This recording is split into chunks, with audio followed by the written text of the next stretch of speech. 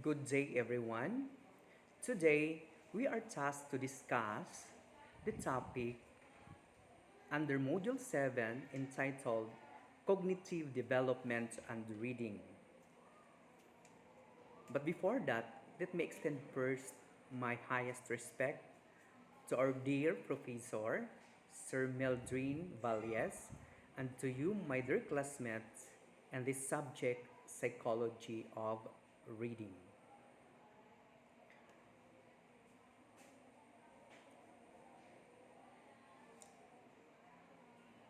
So, it is expected that after studying this module, we should be able to first relate Piagetian concepts to reading development and reading instruction. Second, match reading methods, materials to students' individual learning styles. Third, differentiate between the concept of general intelligence and the construct of multiple intelligence. Fourth, apply multiple intelligence theory to reading instructions. And fifth, appreciate and respect the cognitive diversity of people, especially as it relates to the learning process. So it is said that reading is a thinking act. Therefore, cognitive development is important in the reading process. To help children learn to read and read to learn, we should understand the relationship of cognitive factors to reading. So this module will help us do that. This covers three major sections.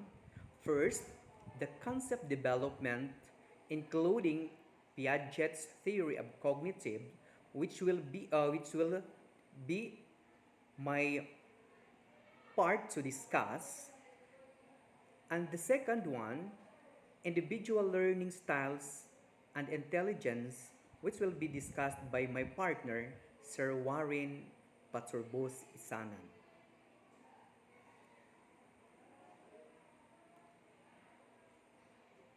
So let's start with concept development, some consideration. Young children learn concepts for the most part from direct experience. Direct sensory experiences help them to group similar objects and to distinguish the invariant from the changing characters of stimuli. As children grow in their use of listening, speaking, and reading skills, their development of concept continues. Concept representing things or actions or observable qualities are comparatively easy to develop, while concepts representing relationships are more difficult. As children proceed through the grade levels, learning becomes more abstract, increasingly using verbal stimuli. A word is a label that represents a concept or idea. As children mature, the concept represented by the word gradually becomes more refined and accurate. This may be the reason why many teachers take for granted that spoken concept levels are understood by their students. But this is not always so. Many times, the concepts are learned either incompletely. This is what happens when children try to learn through rote and memorizations rather than through conceptualization. When children go to school, the teacher must assess their concept development level and then help them to add the attributes necessary and relevant for the development of particular concepts. At the same time, the teacher is helping them to delete all those concepts that are faulty or irrelevant.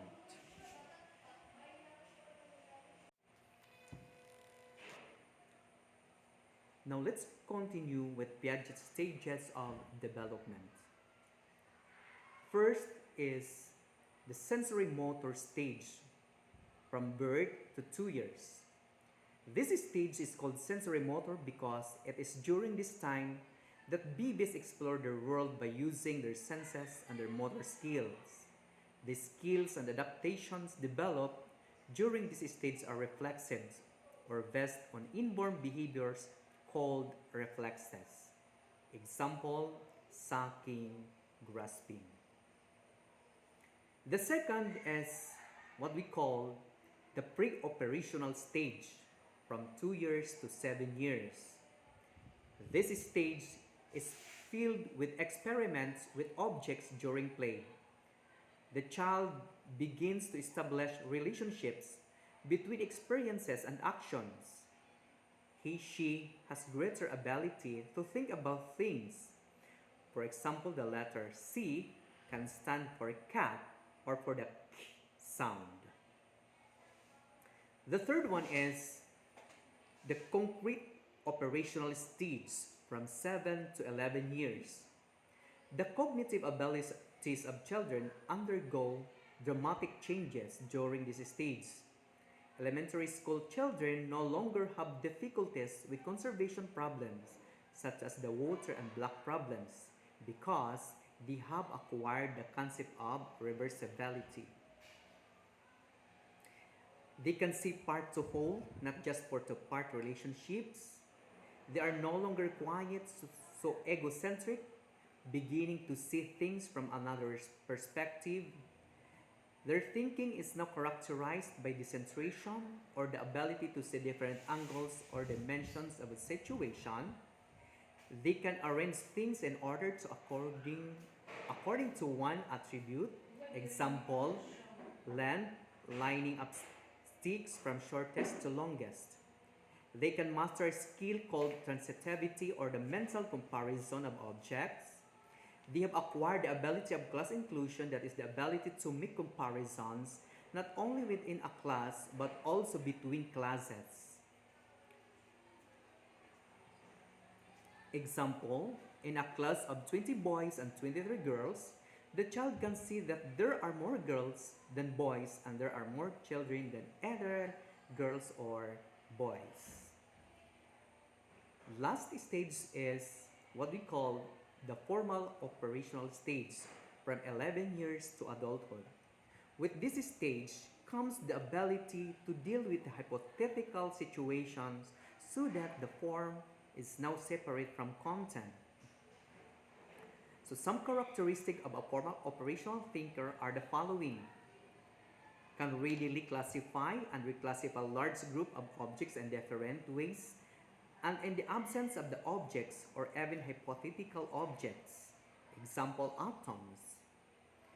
Next, is capable of propositional logic and hypothetical deductive thought, that is, can draw conclusions not only through direct observations but also from hypothetical statements. The third, can see his her view as one of the many possible views, can propose hypothetical experiment and test it mentally or physically, can state rules for isolating and controlling variables prior to undertaking and testing, and last, can focus on the combined effects of solution. That ends for my report. The continuation of this topic will be discussed to you by Sir Warren Isanan Paturbos. Again, thank you and good day.